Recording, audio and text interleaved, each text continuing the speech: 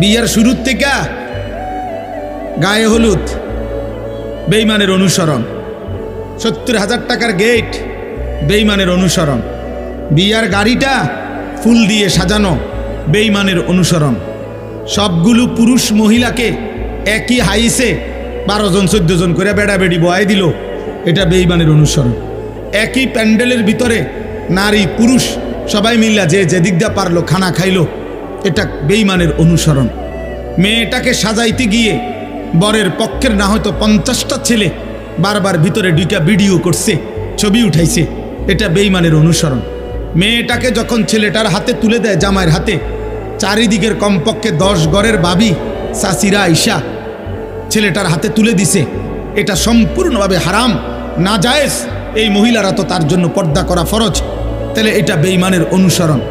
3 দিন ধরে ডেকসেট বাজলো, এই বাড়িতে গান বাদ্য হইল, এটা বেঈমানের অনুসরণ।